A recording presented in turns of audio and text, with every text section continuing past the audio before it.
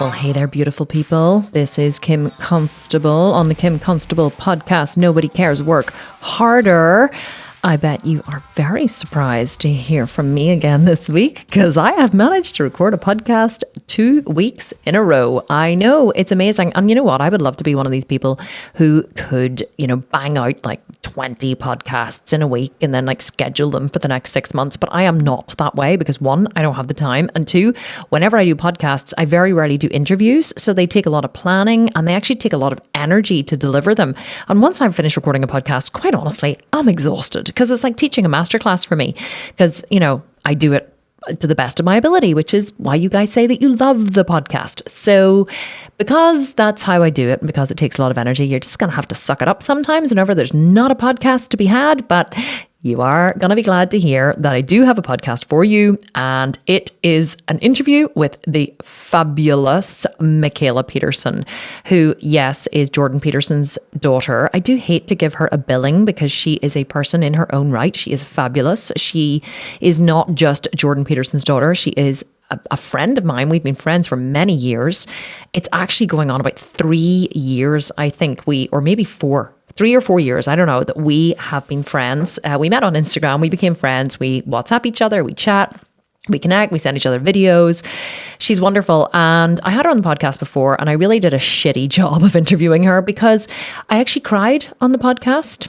I have been known to cry occasionally on the podcast, especially when I'm drinking whiskey, and you all love the whiskey interview, like the whiskey episode. I keep saying people keep saying to me, Kim, drink whiskey before you podcast because it was absolutely epic. So I probably should do a drunk podcast one night. But okay, I got sidetracked. Mikhaila Peterson, I had her on the podcast before. I asked her really shitty questions, and I wanted to have her back on because in the last 4 years, since I had her on 3 years ago, she has catapulted to success with her own podcast, the Mikhaila Peterson podcast. And also did a debate in Oxford University. If you're in America, you might be like, where? But like Oxford University is the equivalent of your Harvard or Yale. So she is just an amazing person. She's extremely smart. I love her views on things. She has overcome an incredible amount of adversity in her life. And now she has cured herself of chronic rheumatoid arthritis, which she had since she was 3. And several autoimmune diseases. She's completely off all medication and pain-free from eating a diet of only, are you ready? Beef, salt, and water. Not even kidding. Now, when I say beef, salt, and water, well, she said now she can eat she can eat beef and bison and lamb or something as well. Now you're like, oh my God, Kim, all the vegans are now, you're now horrified. You're covering your ears. You're like, why is this girl on the podcast? This is like disrespectful to vegans. I totally get it, right? But hear me out. You have to hear her story because it's very easy to judge whenever you don't have all the data. And you know me, I don't like the angry, preachy vegans. I don't like the judgmental ones. I'm always encouraging people to step back from their own judgment and their own perception and their emotional reaction and to gather more data so that we can all be the, what's the word I'm looking for? Like the basic premise of veganism is do no harm, but that also extends to human beings. And so I do see a lot of vegans in the world being really quite nasty to humans. I had one the other day who was like, you're using vegan in your name, but I see you're riding horses. You must be using the word vegan in order to get more attention and more followers. Scammer. I was like, where on earth did you come from? Scammer, she called me. I was like, do you get dizzy up there on your high horse looking down at the rest of the world? So yeah, we do like really, I think that sometimes we're a little disintegrated in our behavior when it doesn't match our beliefs. I am vegan. I believe that, all beings should be protected and taken care of and nobody should be exploited. But yet I'm going to call you an asshole and a scammer and I'm going to like unleash all my anger on you. Yeah, it doesn't really make sense, does it? So you're going to love Mikhaila. You're going to hear her story. And at the end of it, you're going to go, you know what? If I had gone through what she had gone through, I would be breeding cattle and killing them and eating them, because truly, if I had gone through the pain that Mikhaila had gone through, I don't think I would be vegan, truly. So you have to walk in another person's shoes. You have to listen to what she says. But apart from that, we talk about everything. We talk about COVID and vaccines. We talk about schooling. Maybe we don't talk about schooling. No, we don't talk about schooling, actually. I'm thinking of someone else. But we cover many, many different perspectives. And this is a really, really interesting, really intelligent conversation. And I know that you guys listening to this are like on another level with intelligence. And that's why you love these kinds of conversations. So I know you're going to love this podcast. So you know what you have to do. You have to leave me a review on the podcast wherever you listen to it. Screen grab that review, send it to me on Instagram. Make sure it's a positive and a nice one. And then we will pick a winner of a Sculpted Vegan program, and we will announce it in January. No, we will pick it in January and we will announce it in February. And you could win any Sculpted Vegan program of your choice if you just leave me a review and send me a screen grab on Instagram. So I'm going to go to the podcast with Mikhaila. I'm going to let you listen to it, and then I will talk to you again at the end. Mikhaila Peterson, for the second time on my podcast, and I feel very honored because I know you don't do a lot of interviews, and I promise not to cry this time. I don't care if you cry. I was like listening back to it last time, like, oh my God, I didn't even ask her any like half decent questions. It was so bad. That's not true at all. No, our last conversation was great. Thanks for having me back on. Oh no, here it's amazing. It's going to be a very different conversation today, which is good because it's funny because you started your podcast a year ago now, is it? Or is it longer? About a year and a half now. Year and a half, time flies. So the Mikhaila Peterson podcast, and you have exploded into the podcasting world with some absolutely incredible guests, some incredible, discussions. It's been phenomenal to watch your growth, as we've been friends for many years now, I think, which is random. We'll talk about that in a minute, but let me, for those people who don't know you, I'm just going to read out a little bit about you first before we start. So Mikhaila Peterson is a Canadian podcaster, CEO, and lifestyle and diet blogger. I got this from your website, by the way. Her podcast, the Mikhaila Peterson podcast, provides a platform where she hosts a wide range of experts to discuss health, cultural phenomena, politics, and other topics that are often shied away from. And that is very true. And that's what I love about you. You're not afraid to speak out. She also has a series called Opposing Views, focusing on both sides of the debate on contentious subjects. Her background in overcoming severe autoimmune and mood disorders with diet and lifestyle alone, and subsequently becoming medication and symptom-free, have inspired hundreds of thousands of people across the globe. Mikhaila's main goal is to help people become resilient, which is why I wanted to have you on the podcast, and realize how much control they have over their own life, to encourage others to take responsibility for their physical and mental health, and to help show people that they have the power to better their lives regardless of the cards they have been dealt. That is such a great introduction to you, such a great bio. I usually write something myself, but whenever I read that, I was like, it literally just covers everything the reasons why I wanted to have you on here. So, but listen, from your point of view, I would love, can you tell my listeners a little bit about you? Where did you grow up? What was your childhood like? Just kind of a little bit of a background story. So I was born in Montreal. I can start there. Mm-hmm. Grew up, spent most of my childhood in Toronto in Canada, and it was pretty good. Like, I talk a lot about how sick I was because I had juvenile rheumatoid arthritis, and I was quite ill, but I think when you're little and sick, you don't know any different. So I think overall, I actually had a pretty happy childhood. I was diagnosed with depression when I was in grade 6, but it was always like, okay, that's the medical problem, and it's not because your life is bad. And so I think that made it easier to deal with, because I was like, my life isn't bad. I'm just like feeling awful, but that's because I had an autoimmune disorder. I had this depression. So I grew up in a pretty stable like family. My dad, your listeners might know, Jordan Peterson. My family was pretty good growing up, but I dealt with a lot of health problems. And I had my hip and ankle replaced when I was 17 from the arthritis, even though I was on immune suppressants. So they obviously didn't work very well. They didn't stop. When I first went on them, I went from being nearly wheelchair bound to running around in like 5 months. So they made a massive difference right away. They're injectable immunosuppressants, this one called Enbrel and methotrexate. But for some reason, they didn't stop any of the tissue damage. So my joints became less swollen. But then when I was 17, I had to get them replaced because all the cartilage was gone in my hip and my ankle. So the doctors had no idea what was going on. And that kind of led me to diet by the time I was 23, because I kept getting sicker and sicker, and I had more diagnoses just piling on top. I was getting rashes. I had idiopathic hypersomnia, chronic fatigue. The depression was getting worse and worse and worse. The arthritis wasn't going away. And I went back to school for biomedical science after I initially dropped out of psychology and classics because I was too sick.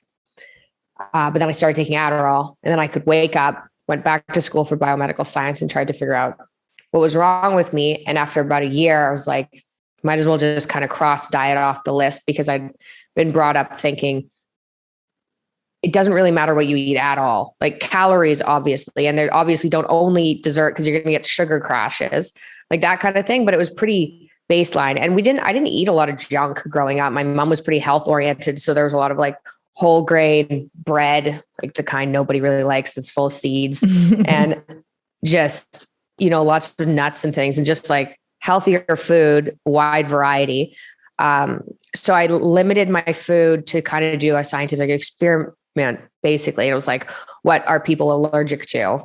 And got rid of all those. So I was like, well, a lot of people are allergic to dairy. A lot of people are allergic to eggs, soy, grains, shellfish. Like I got rid of everything I thought people could be allergic to, and went down to basically meat and vegetables for a month, but very limited. I think was eating 17 foods, and I was very, very meticulous about it. So I was like on Adderall and was like, this is like my life. I need to make sure if I'm going to ignore diet after this, I need to make sure I really rule it out. And I ended up putting myself into remission in the first month, which was insane. Right. I was like, this is absurd. And I was going to my doctor saying, this is crazy. Like, I think diet's impacting me. And in 3 months, I was off all of my medication. My idiopathic hypersomnia, so this chronic fatigue I'd had since I was 14, was gone. I'd lost some weight, but mostly my bloating had reduced crazily, which I didn't even know I was bloated. And then my depression lifted, and the arthritis had kind of cleared up in the first 6 weeks. So I started being able to sleep on my shoulders, because I wasn't able to sleep on my shoulders. I was taking Tylenol 3 at night to be able to sleep because of the shoulder pain. I stopped taking everything. And then that's when things got weird. So it turns out, and I've talked about this a lot because this was really hard on my family. My dad and I were both on antidepressants, so SSRIs, for like 13 years, super high dose, because the depression was really severe. So it was a high dose, and it wasn't really monitored through a psychiatrist. It was just monitored through a family doctor. And I stopped taking that when the depression lifted, because I was like, I'm not taking any drugs ever again. Right. If this is controllable by diet. I didn't know it was real at that point. I was like I was so shocked that diet could impact me that dramatically. So I stopped taking everything. And a couple of weeks later, I went into severe SSRI withdrawal. And when I had my hip and ankle done, I'd been on OxyContin. So I was very familiar with like opiate withdrawal, which is pretty obvious. Like you stop taking it, and then you're super achy, super sweaty. You can get nauseous, like depending how much you stop taking and how fast. You get this crawling sensation under your skin. It's very unpleasant, but it's really obvious. Like you see it in movies, you can kind of recognize it. SSRI withdrawal was an entirely different monster. And that was like, it was like my depression came back, but way worse than I'd ever had it before. I had visual hallucinations and this overwhelming feeling of terror, where it's just like something bad is going to happen. Something bad is going to happen. So like fight or flight. And I didn't know that was SSRI withdrawal, because I didn't know antidepressants were dependence forming for like 4 years. 4 years. Like I just realized you had all these symptoms year. For 4 years. No, I had that dramatic SSRI withdrawal for about a year. Wow. Yeah, it was awful. It was the worst period of my entire life. What age were you?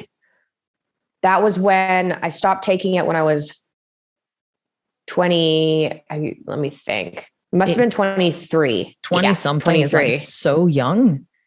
Yeah. So 23 is when I went on the diet. And 3 months later, I went off of the antidepressants because I could feel the depression go away. So I was still on that medication, but I stopped my immunosuppressants because the arthritis went away. I was on this antibiotic for skin rashes, stopped taking that. I was on Adderall, stopped taking that because my chronic fatigue went away. And then was like, oh, the depression's gone too. Okay, don't need that one. And all the other ones, I hadn't noticed anything when I stopped taking them. So, and then because there was this the same. Yeah. And because there was this delay in the withdrawal. So I felt pretty good. I stopped taking them. I was like, great, I'm fine. And it wasn't for 2 weeks. And then it hit. So I was like, oh, it's a food reaction. Right. So, and it was exacerbated by carbier foods. So when I kept trying to reintroduce carbier foods, the symptoms would go absolutely crazy. I had light sensitivity, heat sensitivity, cold sensitivity, sound sensitivity. I couldn't listen to music for a while because I hurt my ears. It was crazy. And I talked to doctors about it and they had no idea what was going on. And part of the reason I ended up, I've been kind of, I guess you could say notorious for this all meat diet that I've been doing. And part of the reason I ended up on that is complicated. But one of the reasons was because I had this severe SSRI withdrawal. And so I was fine on this paleo diet. And when I stopped taking the antidepressant and put myself into an SSRI withdrawal, I got carb sensitivity. Mm-hmm. And so that was mitigated by not eating any carbs. And so anyway, I kind of got that under control. And then I had a baby and then my autoimmune symptoms came back. So then it was like after you gave birth, after Scarlett was born, like while I was pregnant. But I thought, I was Googling, I was like, I'm itchy. My arthritis is back. I'm weepy. But that's just hormonal pregnancy. Changes. Yeah. Yeah. And it was like, people get like a lot of weird things happen to them when they're pregnant. So maybe the joint pain is just pregnancy joint pain. But then after I had Scarlett, it got worse and it didn't go away. And I was like, that was when I was eating meat and greens. And I was like, I have no idea what's going on. And my wrist was bad enough that it was buckling when I was getting out of bed to breastfeed her. And I was like, I'm worried I'm going to drop Scarlett. Yeah, It was bad. So I got to a point where I was like, well, I don't think I'm reacting to steak, not in an autoimmune way. So maybe I'll do that for a month, see if I can get rid of my symptoms and then reintroduce foods. And it took about 6 weeks for my symptoms to clear up. And then it took about 5 months to help the leftover anxiety, which I think was really the SSRI withdrawal. Mm-hmm. There's a whole bunch of factors in here. And then I haven't been able to, since then I've tried, probiotics. I've gone to doctors to try FMT. Have you heard of FMT? No. Okay. Well, that's the thing. They take it's called fecal microbiota transplant. Mm. So they take a healthy stool donor and then put it in you to try and it's like super probiotics for your microbiome, basically to try and build up a new microbiome. Yeah. Mm. Yeah. That didn't work either. So I was going to try low dose naltrexone to see if that could reduce sensitivity. But anyway, I've been on this meat diet since 2017. I don't have any symptoms. So I'm doing totally fine, but I can't reintroduce anything without bringing the symptoms back. How frustrating is that? Because, and I want to talk about that for a little second, because since you were last on the podcast, which was a couple of years ago, obviously we've grown to 250,000 downloads a month. And so a lot of people, follow me, vegans and non-vegans. But as you're talking about, eating only meat, I know some of my listeners are going to be going, really? Yeah. So I think it's important to talk about that because it is something that that I've talked about before a couple of times. I've mentioned you quite a few times in my podcast, actually, because I do talk about how whenever I first find you on Instagram, because I followed your dad, obviously, and then he would have tagged you and I followed you and I saw eats only beef, salt and water. And I was like, beef, salt and water. I could cure her with a vegan diet. Honestly, I was so narcissistic. Yeah. And I'm sure you get that a lot. People oh, that's ridiculous, and you're like, you're going to tell me so there will be a lot of people listening. And I really, I don't judge anyone for their, I don't eat meat or animals, but I don't judge anyone who chooses to do it. But certainly I think it's, I would love to talk a little bit more about that and about how, not even really about the carnivore diet, because I'm not here to promote a carnivore diet, obviously being a vegan, but I do want to talk a little bit about how you transitioned to a meat only diet, like beef, salt, and water, like no, and you said you can have bourbon as well, like no tea, no coffee, no grains, no toast. Like people, whenever I tell people this, they go, like nothing else. I'm like, no, Yeah. like nothing else. I like, beef for breakfast, beef for lunch, beef for dinner. And they're like, how does she do it? So can you talk a little bit about, I guess, what is the kind of resilience that is required to stick to a diet like that? Because we get a lot of people in this podcast going, or in my networks going, I just can't stick to the diet, and I'm like, you're eating 6 times a day. Really? It's a lot of food. So tell us your experience of what it takes to do that kind of extreme diet. So what happened to me was I had to be pushed for like 2 decades of being sick. Right. And I was a kid, so you can let a kid off the hook. But I started researching when I was 18 to try and figure out an underlying cause. And then by the time I got to diet, I didn't feel like I had any other option. I'd spent, I first went into, I guess, the medical community when I was 7. And it wasn't until I was 23 when I was like, I'm dying. So, and I was really dying. Like my hip had already dissolved, my ankle had dissolved, and my wrist was going. And so I was like, I finally got old enough, I think, to realize the severity of my disease, and was like, it's not just isolated to a hip or an ankle, right? You don't just have arthritis and it's like, oh, well, the hip's gone, but that's it. It's like, no, something's happening in my body that's breaking down its tissue that badly and that quickly. Like this could kill me. Right. So I got to that point, was like, I remember, it was silly. I dropped out of psychology and I was in makeup school. And there was a reason for that. It was because I'd been so depressed as a teenager that what made me feel better was like making myself look good on the outside, because I felt so awful on the inside. So at least I could like have this kind of like you could control the external. Like that's why people clean their house whenever they're feeling stressed. It's if I can control the external environment, it'll make me feel better internally. Yeah, for sure. So that was why I went to makeup school. It's like, well, if I can help other people feel like that, that would be good. But then I was in makeup school and I couldn't use my wrist. And I was like, this is not the profession for somebody with arthritis. I was like, what am I doing? I can remember being like, oh, my wrist really hurts. And then being like, how do I know that it's not next? Right. It could be next. And so there was one thought I had, and it was like, okay, I'm going to fix my problems or I'm going to die trying. And it was a very specific thought. And then I just switched. So it was some sort of mental switch where I had to get to a point where I was like, I will do anything to fix this. Yeah. For as long as it takes. And I've gotten, and so I think in order to really change how you live, you have to get to the point where you'll do anything for as long as it takes. And I don't know how far people have to be pushed to get to that, but I would say pretty far. So I went to diet, and I didn't just hop onto an all meat diet because I thought that would kill you. Well, I didn't even think that was a diet, first of all. Right. That was 2015 too. I don't even know, like there's a tiny little subset of people who are on the carnivore diet now, but in 2015, like there was nobody on it.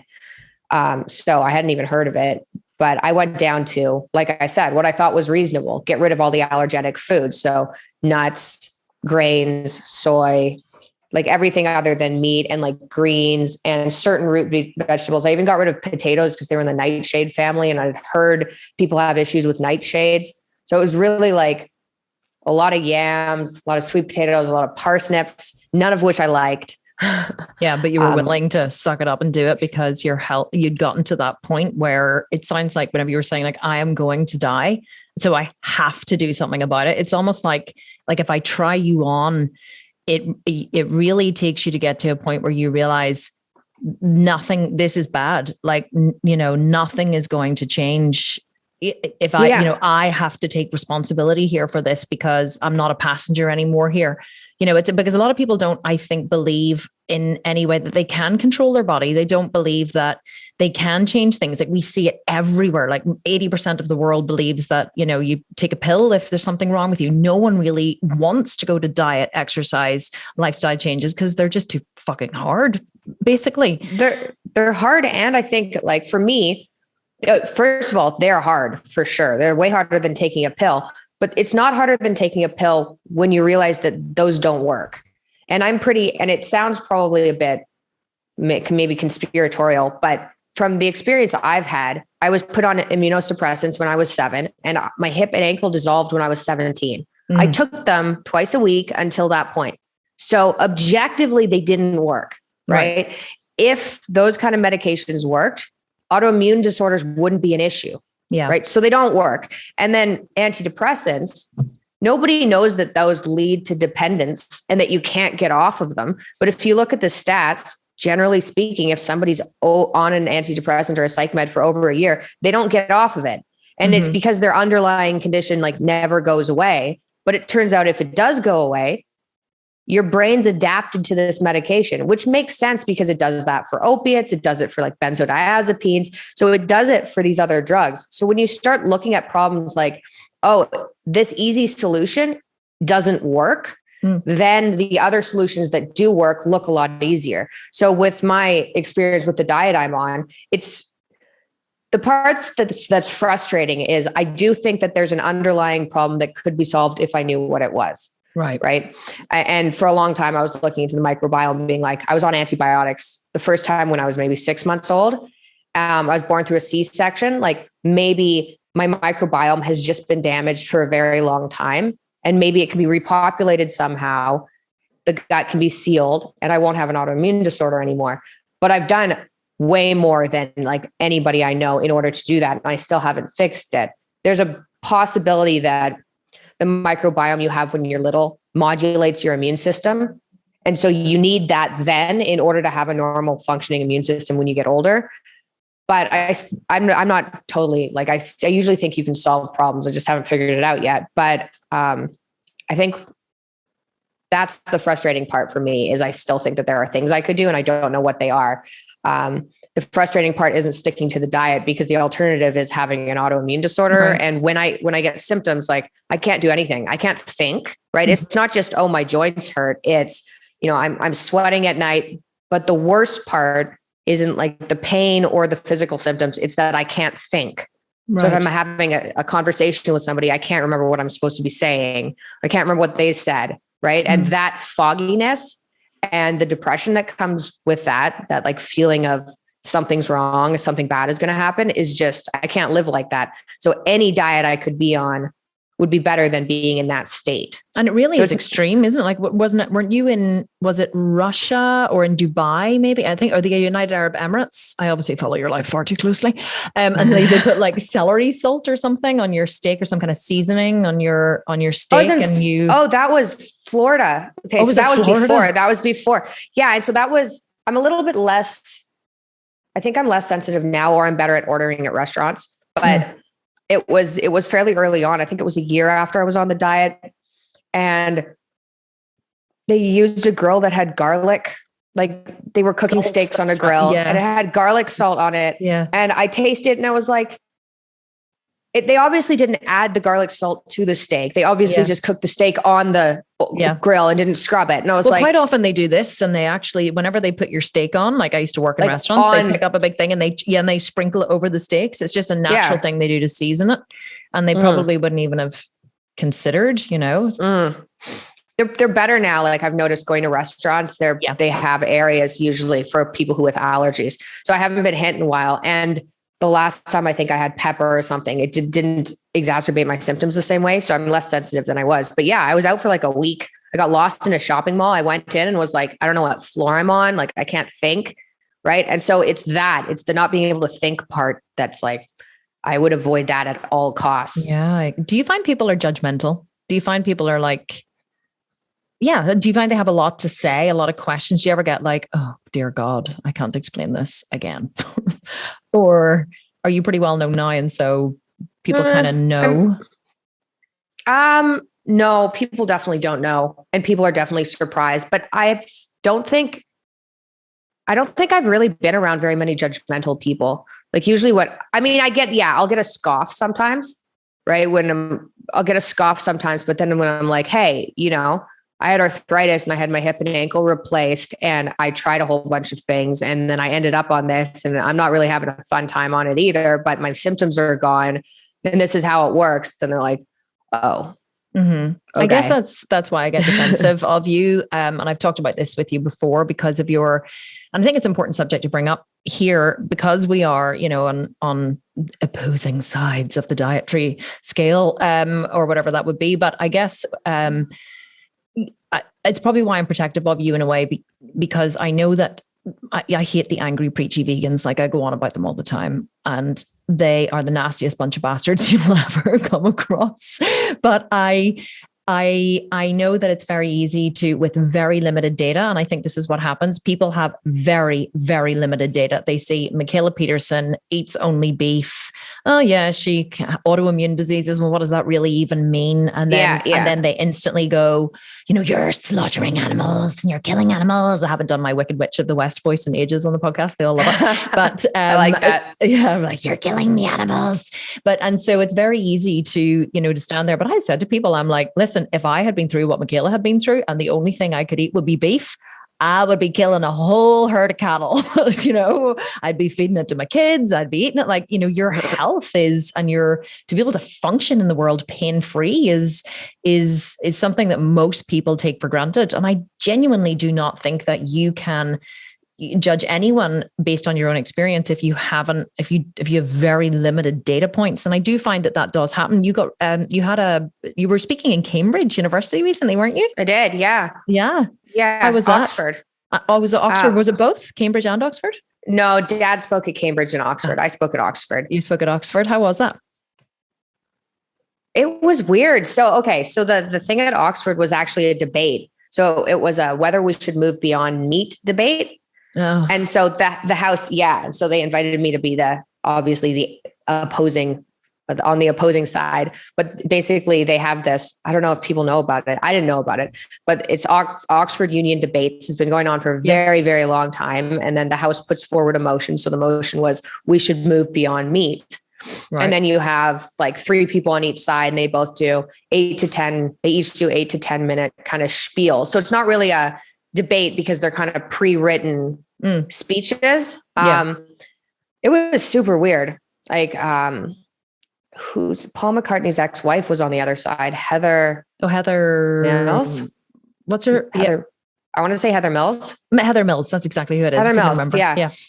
She was on, and she's her story. She's vegetarian, I think, but she's like really anti-fur and anti, animal products being used on. I think she's vegetarian, but she may be vegan. I think she's vegan. Okay. I think she's vegan. But so she started, and her story at least made sense. Like, she wasn't vegan. She got hit by a car. She ended up losing her leg. Mm-hmm. And then she wasn't healing in the hospital, and the doctor put her on a vegan diet, and she healed. And so, like, okay, you go through something like that and you can see like, firsthand. Yeah. So I was like, well, at least that made sense. And then I told my story. So I had the same kind of like, health thing. And then the other 2 people were it was crazy. Okay. It hasn't been uploaded. You'd really like it. Cause the last person, it was each hamburger is served with a side of misogyny. Like, there were lines like that in it. Oh no, but every single sentence was that good. My eyebrows just shot up for anyone listening and not watching. It hasn't been posted yet, but I'll send you a link when it's posted, because my dad was in the audience and he was dying in the crowd, because it was like, it wasn't even about veganism. It was about the patriarchy and how it was the patriarchy, right? And how, it sounds like she just wanted to stand up and have her voice be heard, Yeah, but you can tell she'd been doing that since like the 70s. Yeah. And it was crazy. So it was just a weird back and forth. One of the people on my side also turned out was a vegan. So their argument was, I was like, this is just weird. It was very entertaining though. I was glad I won. Do you not think that people get stuck an awful lot in content? I talk a lot about process and content, and I always say it's not, because I would speak sometimes or write posts or like the vaccine debate recently. Like I was asked to speak at a rally in Belfast a couple of weeks ago, and I spoke, and I didn't, it wasn't an anti-vaccine rally. It was an anti-COVID passport rally. And so basically my speech that I gave was less about, the content of what would happen if the passports were introduced and how my human rights would be taken away. And I took it out to a process-orientated argument, which was more about the reason, there is a whole group of people in the middle. There's the anti-vaxxers who are really extreme. And then there's the pro-vaxxers who are really extreme. And then there's this big group in the middle who really just don't fucking know. They're like, got the vaccine, thought it was the best thing to do, wanted to go on vacation, not really sure it was a good thing, probably get the booster, maybe not. They're like, but they don't think the passport's a good idea. But yet they're like, well, I kind of got vaccinated and I have one. Is it really worth rocking the boat? Do I really speak up? They know it's wrong. Yeah. And so I went into, I took it to a, what does it mean? If you don't vote, you're voting with the oppressor. If you say, I'm not going to say anything, you're voting for the passport. Even if you don't believe it, in order to cast your vote, you have to speak out. And so that was the kind of argument that I took it to, like, what does it mean if we allow these to come in? And I had so many people in the comments who really just didn't get it. And they kept getting stuck in content. You should get your vaccine to protect other people. And you're an anti-vaxxer. We should have passports because this and that, whatever. And they just really missed what I was saying, or what I was even trying to say. And I realized that most of the world is just stuck in content. They can't even take it beyond that to what would need to be true in order for this to happen. I'm not explaining it very well, but do you understand what I mean? I think I totally get it. It's hard whenever you're stuck with someone who's just hammering home their point of view. And I think that's why it's good for you and I to have these kinds of conversations, I guess, to show you're pure carnivore. I'm pure vegan, although I'm not vegan enough to be vegan for the vegans, but I don't eat, I eat a vegan diet or a plant-based diet, but I do wear leather and wool and ride horses. Apparently you're not allowed to do that either.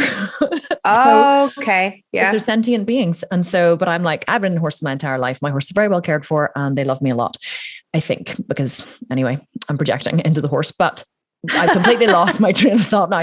Yeah, here we are having a conversation, which isn't about you eat meat and you're bad. Well, you don't eat meat and you're hurting your body because you need the amino acids, but more into a process-based argument of, me understanding why you choose what you do. It's not where I'm not giving my point of view, you're not understanding why I choose what I do, but like, it's incredible what happens when you just step back from your own fear and your own opinion and see the bigger picture. And I love that's what you do in your podcast. I think whenever I listen to it, especially the opposing views, like sometimes you must do those opposing views and you must really like be on the one person's side. And it takes a lot. It's tricky. It takes a lot. It takes a lot. I've gotten used to it. So I'm doing like, I'm basically, I'll have somebody on with a pretty contentious subject. So like abortion, where there are people who are extremely pro-choice and people who are extremely pro-life, and they think the other person's like the worst person in the entire world. And so I talked to a couple of people like that. And it's like, I think I'm able to separate myself enough that it doesn't really bug me. I was more involved in I had a COVID one and it was it was like midway through and I remember. and I've had a couple of COVID ones now and I was way more in agreement with one person. And that was hard because there were some, like, I was probably poking more into the other guy but I try really hard to not do that. I try to ask equal questions, but sometimes, especially if it's a situation that's like impacting me. I think I was in a lockdown in Canada. Yeah. I was like locked down in the wintertime for like 8 months. And I was like, this is not good for anybody. Right. But yeah, it's fun. Has it taught you, do you think, doing the work that you do with the podcast, especially in those opposing views and the people that you interview, do you think it's helped you to, be a better person, I guess, be more of a humanitarian? Like what is your goal with the work that you do? I think, okay, this makes me sound much worse, but I'm going to tell you anyway. But originally what happened was I was on YouTube and I really wanted to talk to some controversial people. And I was worried that if I talked to them and put them on my channel would be taken down or blocked or something because they'd been blocked on other people's channels. Mm-hmm. And I was like, okay, well, what if I talked to that person and I also talked to somebody on the other side, right? And show both conversations. Oh, that's so smart. Thank you. So it wasn't originally, and then I was like, oh, this is interesting. Like once I did that once, it's like, this is crazy because I just did one on immigration. So it was a anti-immigration person and a pro-immigration person. And a lot of these, I had a gun rights one. So pro-gun rights and anti-gun rights. I did a sweatshops one. And all three of those conversations, I ended up agreeing with both people. Mm-hmm. So you can have people that are on completely opposite sides of an argument, and they're actually arguing about different things. So for sweatshops, for instance, there was one person who was really after, I think it was Nike. So it was like Nike, if they paid people $1 more in some of these countries, it would completely transform their lives and it wouldn't cost Nike anything. Right. Mm-hmm. And I was like, okay, that could be true. And then the other person was like, oh no, some of these sweatshops, depending on the sweatshop, actually end up boosting these places' economies. And if you look at it kind of in an economical fashion, if you look at it over a long period of time, places start like that and then they grow and they stop doing that. And it's just one of the steps towards becoming richer. And I was like, that could also be true. So a lot of these conversations, they're not actually arguing about the same thing, right? Which is interesting. And like even the abortion one, it's like pro-choice is like women need to be in control of their lives and you can't take that away from them. And pro-life is like, oh, you're killing a baby. And so we need to save the baby. And so both of them are saving different people, right? Mm-hmm. One side's saving the woman, one side's saving the child, the baby. Yeah. And it's just, if you stay, I think the only way to really like live, if you want to be able to think, is to kind of step back and listen, right? Listen to people instead of being like, oh no, like these are my preconceived notions. And I think I have an easier time doing that now because I had a whole bunch of preconceived notions before I kind of went on my own journey. And one of them was, oh, the medical system, thank goodness for the medical system. I wouldn't be around without it. And then that transformed into, wait a minute, all my problems could have been solved with diet. Mm-hmm. And then maybe if I was little and I just cut out some of the inflammatory foods, like maybe if I just stopped eating grains, it turns out I have celiac disease. That's the other thing. So people with celiac disease can't eat gluten, period. Right. They can't use gluten, shampoos, hand wash, and you can't put it on your skin, on your hair, on your body. You can't touch it. Can't touch cereal, Yeah. Yeah. It's scary. It's bad. But like, maybe if I had known, if they'd looked into diet earlier, maybe I probably wouldn't be as restricted now. Right. Because I don't have, 25 years of damage. It's not how we're educated though. We're not taught we're taught to trust the government, trust the pharmaceuticals. We're not taught that. You know what? I just had this realization, right? Whenever you were talking about the opposing views, that if the world, and I really want you to, if you're listening to this, I really want you to sit up and listen to what I'm going to say, because I think it's very important. So I think the problem with the world is, and the reason why people get so vested in the decision they make, even just thinking about the vaccines. My husband and I were talking about this the other week, and he was saying the problem with the vaccinations, or the problem with COVID, as far as we can see, and we talk a lot about stuff like this, is he said there's no trustworthy data. It's not like you're like, well, this is what we believe in pharmaceutical companies, and this is what we believe will happen with the vaccines, and this is what the government wants. And then on the other side, this is the harm that could be caused. This is the reason why you shouldn't. So we're not given the full picture in order to make a decision.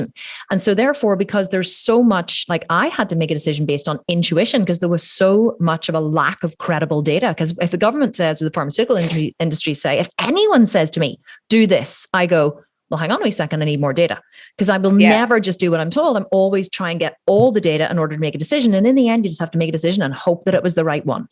And that's what I did. But the problem is, so many people did what they were told without actually assessing the data, and then had to go through cognitive dissonance to reframe their decision in order to make it the right one, because what if it was wrong?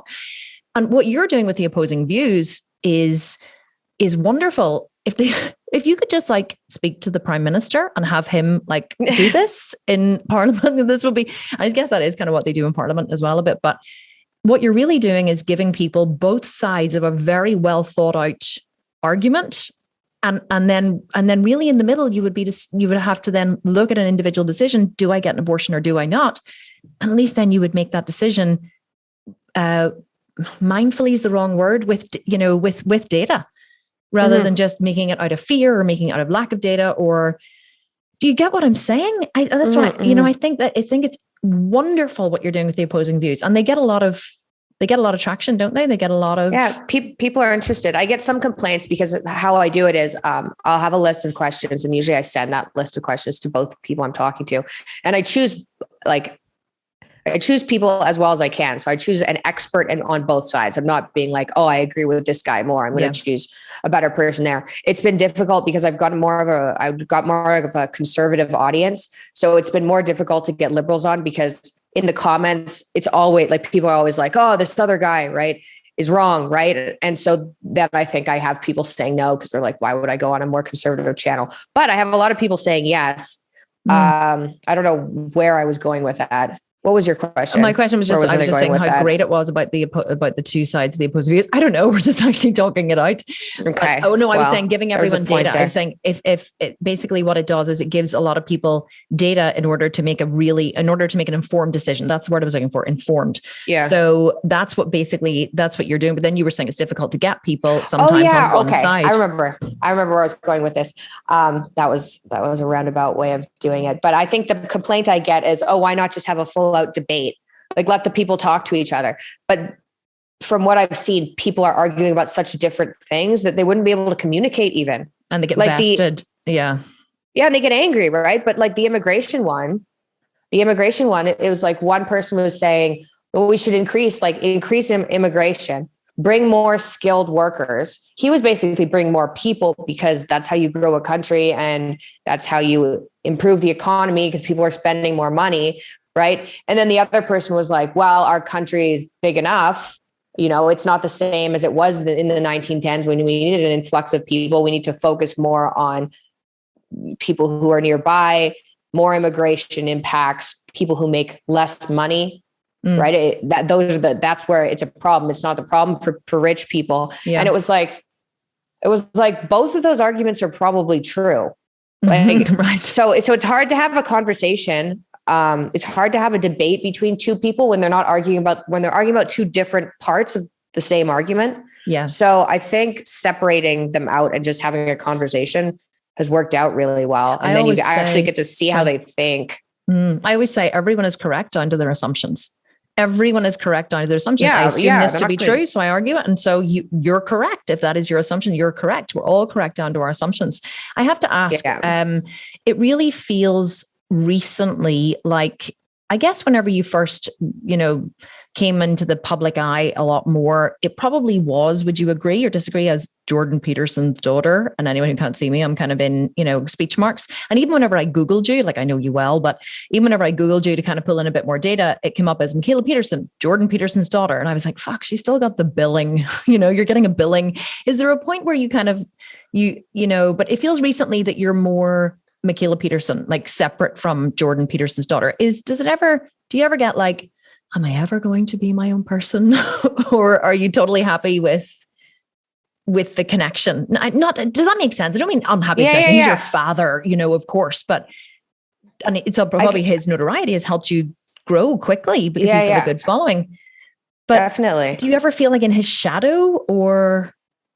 Yeah, I would say definitely, but I don't think it bugs me. Like I've spent since 2018 doing the online portion of his brand. So growing his social media, doing the online products and, organizing YouTube and growing a team. And there's a lot, like most of the work I do is actually that. Like my podcast from the outside, it looks like most of what I do is my podcast probably. And then I have this diet thing that's kind of on the side, but 90% of what I do is manage my dad's work. Yeah. So when it's like, I don't really care. Like, I don't really care that it's Jordan Peterson's daughter, because I've helped work on that brand so much behind the scenes. And he's amazing. Plus I like what he stands for. Yeah. Yeah. So it's like, you're, great. That works for me. I think having my own podcast and then doing the opposing views has kind of brought me out as, oh, maybe she's not some like ditzy carnivorous like weirdo. Maybe, or both. At least she has a podcast. But what was it? That fucking outing Barbie called you Barbie. Touting Barbie. Pouting Barbie. She was awful. I think she was a little jealous. I mean, you don't actually say that unless you have a little bit of something going on under there. A little bit. It could have been worse. It could have been worse. Pouting Barbie. That's actually quite hilarious. I was really indignant about that. Like, I did a whole story in your defense. I was raging and totally rinsed them. Well, then they were that was they were deleting comments everywhere. I went under the thing on their Instagram page. I went onto it and I got all my followers to go on and comment and just be like, this is totally ridiculous. You've absolutely destroyed. Anyway, for those who don't know, the Independent, wasn't it? Was it? No, it was The Times. The Times. So the Times in London, just very quick backstory, were chasing your dad for ages to do a piece on him, and they wanted to be really sympathetic and wonderful about his illness and stuff. And you guys went on, you did the interview, and then they crucified you and crucified him and painted him as some depressed, anxious, schizophrenic basket case. And you as a pouting Barbie, like, it was ridiculous. But they deleted all the comments. They deleted all the comments. And I was like, oh, free speech doesn't exist here. Before we finish, I've just realized 45 minutes, we're gotten in. There's a couple more things do you have time for 2 more questions? Definitely. Yes. Okay. Yes. So I would love to know, what advice, as someone who's been through a lot, what advice would you have for someone who really thinks they can't do something or is struggling to make a permanent lifestyle change? Because that does happen a lot to people who listen to this podcast. They are struggling and they're struggling hard and they have a lot of adversity in their life. What would be your advice for someone like that, as someone who's cracked it? Okay. So I would say, figure out what your goal is, right? And figure out what your end goal is. So if it's, health related is easy. You're trying to get healthy, right? Figure out the smallest, pain-free, something like that. Figure out, you have to kind of figure out the steps that lead you towards your end goal. And then you have to figure out the smallest step. You have to figure out the smallest step you're actually willing to take, that you will take. So it's not like cure, right? For me, it was like cure my autoimmune disorder. It's like, whoa, that's literally like, people don't even think that's possible. So that's going to be tricky. But then what was the first step? Like, go backwards. Okay, well, I probably need a PhD in immunology or microbiology. Okay, well, then I need a bachelor degree in the science, right? Okay, well, in order to get a bachelor's degree, I need to finish. I didn't have my high school sciences because I had my hip and ankle replaced and I missed 2 years of high school. I was like, okay, well, in order to get the bachelor's degree, I need to get my sciences. Okay, how do I get my sciences? Well, I can go online and sign up at this college. Okay. Well, what's the step there? Well, just make an appointment and drive there. Okay. Am I willing to do that? Yeah, I could do that. So you don't have working backwards, basically. You work backwards. Yeah. And then work backwards to like the smallest step you can do. So if it's fix your diet, right? I mean, I was dramatic with it. I just cut everything. Like, I went down to 17 foods and just was like, we'll see if it works. Right. But if you can't do that, and most people can't do that, then maybe if you want to lose weight, maybe you stop drinking juice and milk and you drink water in the morning. Right. Maybe you don't even drink water all day, because some people, like, I remember I used to drink Diet Coke most of the time. Yeah. Diet Coke. That was what I drank. And so, like, maybe you switch from Diet Coke to sparkling water, or maybe you just switch from a Diet Coke in the morning to a sparkling water in the morning. And that's still like, you're still going in the right direction, but it's one small thing, right? Maybe if you need to fix your sleep schedule, you go to sleep 15 minutes earlier. And then don't disregard that as an accomplishment, because you're actually improving and you can keep doing that. And eventually you'll get wherever you want to go, but you don't have to start with the biggest step, which is write a book or cure something or get a 6-pack, right? Yeah. Like, you just change one tiny little thing that's easy for you, and then keep changing those tiny little things, and it'll get easier and easier and easier. People are the step won't be from like, but I mean, it's either you're going to be, if you're impatient, I was impatient, do it faster. Right. But if you can't do it faster, then you don't really get to be impatient, right? That's a really good point, actually. It's like, it's okay to be impatient if you are, do it faster. And if you fail, well, then you realize it's not going to work for you and you have to take a step back. Sal Di Stefano, I interviewed, do you know him? I like Sal. Oh, he's amazing. Yeah. I love him. And so he was on the podcast with me a few weeks ago, and he says, never commit, never decide you're going to do a fitness program when you're motivated. Never. He said, if you're lying there fat and like, you know, you've been drinking too much and eating too much, not exercising, it's after the holidays, and you're like, oh, and then you're like, right, I'm so motivated, I'm going to start like a new gym program and a diet. He said, it's the worst time to do it. Do it when you're not motivated. That's when you plan your fitness program. Because otherwise you're going to plan 6 days a week and 5 days cardio, and I'm going to do a HIIT class and a yoga class. And you're absolutely not going to do all that because you're feeling motivated. You're in your motivated state. He said, do it when you're in your not motivated state. And I thought that was epic. Do you think then that people who have, it's almost like, if I liken it to you, don't make this big plan when you're in an enormous amount of pain. Wait until you have like you're in a maybe a place where you're not in so much pain. You know, I guess you probably had ups and downs with your pain. Did you? It was basically all down. I don't know. I'm torn about that because I know I was so miserable that it was like, usually what I tell people to do, it's hard to say. It really depends on the person, because there are people who are like half dead and they can literally switch their diet and then feel better fairly rapidly. I don't know what the difference is between someone, like I know people with autoimmune disorders and they've tried the diet I'm on and they can do it in 6 weeks. And that 6 weeks sucks because going through those metabolic changes, going through like all the withdrawals of all the different foods that you're used to eating, the social part, like it's awful, but they'll do it. And then there are some people who's like, no, they actually have to cut grains or cut dairy like that, or just stop eating sugar. Like they have to wean themselves down. And I don't know if it has something to do with their personality or their brain or their biology. Like I have no idea. It's probably, I would say, I'm just stabbing in the dark here, but I would say it's probably a lot to do with how they experience their relationship to and how they experience pain. Because a lot of people I see, you know, or especially in my work, and they'll be like, oh, I can, but you know, this is the biggest one I hear. You're going to absolutely laugh at this. They go, but what if I feel hungry? And you have no idea how many people are terrified of feeling hungry. And I'm like, hunger is just a feeling in your body. But we've been programmed, I think, a lot as children when, you know, parents are like, eat up your food. And, you know, and I don't actually know why we're programmed that way, but a lot of people are fearful of hunger. And I went to a boarding school where the food was very sparse. So I was never afraid of hunger. But I think that I definitely was. Were you? Right. Oh yeah, for sure. How did you overcome it? With the fasting? No, I didn't do the fasting, I think, until that went away. And then I don't think I could have done it before that. Getting off of the carbier foods really helped because I stopped having the sugar drops. Like I think it was massive sugar fluctuations, but also I realized that the medication I was taking, SSRIs, one of the side effects can be increased hunger. So I was like starving all the time. And when I stopped taking that medication, it was like, oh, that's kind of gone. So that turns to a side effect I didn't know I had, but it really changed.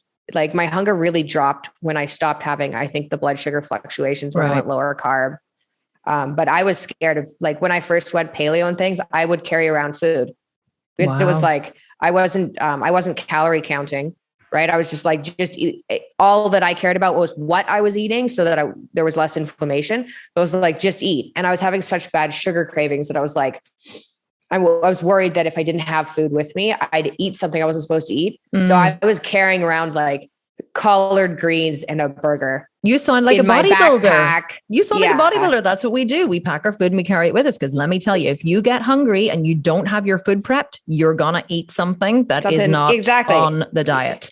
That's why you have to prep your food and bring it with you. You have to be super organized. You could be an epic bodybuilder. Really actually. Annoying. Yeah. Probably not a vegan one. I have to be definitely not a vegan one. Last I have to go to the gym more. Yeah. Well, you know, you've got an excuse not to, up until now. Last question, Mikhaila, what would you like to achieve? Like if you got to the end of your life and you're an old woman in your rocking chair and you're looking back in your life, what would you like to say that you achieved or changed or, you know, that would make it worthwhile for you? And I know this is quite a big question. I probably should have sent it to you in advance, but is there one thing that you're really fighting for that you would feel happy if you impacted people with? Yeah, I'd like for sure. There are a bunch of things, but I think I'd like the first line of treatment from the medical system for lifestyle diseases. First of all, for them to recognize that their lifestyle diseases like autoimmune disorders, probably most mood disorders, things like that. I'd like the first line of treatment to be eliminating inflammatory foods on a diet rather than putting people on a medication. Because I think, even for 2-year-olds with autoimmune disorders, limit their diet so you have less variables in what they're eating, and then introduce and see what happens, like reintroduce and see what happens. It's so much safer than medication and it's doable, right? But the medical community doesn't realize there's a link between what you eat and your health. So if that turned into first line treatment, it was like, oh, you're experiencing these symptoms, limit your diet. Interesting story, if I may, very quickly. My nephew in Australia, his mom is my husband's sister. And whenever she gave birth to Lockie, her child, he's 18 now, I think he's 18. And whenever she gave birth to him, she breastfed, and then she gave him his first round of immunizations. And after he got his first round of injections, he had, I don't know what his symptoms were, but literally he nearly died. At one point, she said he went limp in her arms in a car on the way to like the hospital. It was just, she said she actually thought he was dead, and she had post-traumatic stress from that. Like, she actually worked it with my coach recently, and it went back to, she was like, you actually had post-traumatic stress that you never worked from that one incident. But anyway, the point of the story is, whenever he started eating, whenever she started weaning him, I'm not sure what age he was whenever all of these crazy things started happening. But again, they just wanted to give medication, and she absolutely refused. And she put him on a diet where I remember going to Australia to visit them for the first time. And Corey, my eldest son, was 8 months, I think. And Lockie was 2.5 because so he was 2.5. And all he could eat was oats, sweet potato, watermelon, olive oil, and salt, I think like that's it. That's all he could eat. There might've been 1 or 2 other foods. And so she would make veggie cakes and sweet potato chips and oat with water and like no sweetener, and that's all he could eat. And so over the years, she restricted his diet right down to what he could actually eat. And I think, no, he only started eating meat, I think lamb was the first thing he was able to eat. But anyway, regardless, lamb. So lamb he has to be lamb really and beef. Easy. Yeah. He still can't eat chicken. Yeah. Okay. I can't. So I don't just eat beef, right? I eat bison and lamb and veal and anything that comes from a ruminant animal. I can't do chicken. I can kind of do wild salmon in small amounts without getting arthritis, but like those, I don't know what it is about those animals, but they seem to be easier on people than chicken. But who knows how chicken can be. Lockie is now 18. And over the years, she just kept she would rub them on his lip first to see would he have a reaction. If we were eating nuts in the house and we were we were eating nuts and then we touched the surface and he touched the surface afterwards, he would come out in hives and a rash all over his body. Like, it was that extreme. And so, but now he's 18 and there's a lot of food still he can't have, but his diet is huge and varied in what he can have. Yeah. He can have white potato, he can still have sweet, he can have, red meats are fine, no chicken or anything. He can have corn or corn chips, dark chocolate. It's incredible. Okay. So your hypothesis could be true, that if it had been dealt with in childhood, your body could have adapted over the years. Well, I think so. So I'd say, if I could like leave anything, I would say, hopefully it'd be the medical community using that as the first line of treatment, which is especially with children, especially with kids. Yeah. Especially with kids. Yeah. It's so sad. Mikhaila, you have been an amazing guest. I love chatting to you. Like, we're always WhatsApping, but like we never actually make the time to chat because we're busy, but this was incredible. Can you tell my listeners where they can find out more about you? Because 70% of them are actually carnivore, which is interesting. What? That's 70% of people who purchase my programs are not vegan or vegetarian. 70%. That's amazing. Isn't that amazing? But I purposely went for that market. I went for I'm not judgmental. You want to come on over and try the water? Yeah. We've got gin and cocktails and it's warm and there's no judgment. So I attract the ones who are interested in a vegan diet, but not ready to go the full hog or, whatever. So I know a lot of them would be interested to follow you, especially watch your podcast and stuff. So tell us where they can find you. So I'm on YouTube, Mikhaila Peterson, and that's Mikhaila, Mikhaila Peterson. And I'm on Instagram, Mikhaila Peterson. That's probably the best place to go. We're going to link in the show Podcast notes, on YouTube. of course, and put this on YouTube as well. And we'll, everywhere someone's watching or listening, we're linking in the show notes. So we will link to that. We'll link to your website. And I just want to say thanks again for being here. It's been Thank you very much for having me on. That was wonderful fun. to chat to you. Okay, thanks, Mikhaila. I'll talk to you soon. Well, I didn't let you down, did I? Wasn't she amazing? I just adore Mikhaila Peterson. She actually said that her dad would come on my podcast too. She could arrange for him to come on. But he hadn't been well, and so I never pursued it. But I definitely think, let me know, guys, and let me know in the comments, wherever you're listening to this or watching this, if you would like Jordan Peterson to come on the podcast. Who wouldn't like Jordan Peterson to come on the podcast? Like, he's one of the great thought leaders of all time, as far as I'm concerned. So I might reach out to Mikhaila and see what her dad would be willing to do an interview. Hopefully he would. He's an incredible guy. I'd have to think of some really intelligent questions to ask him.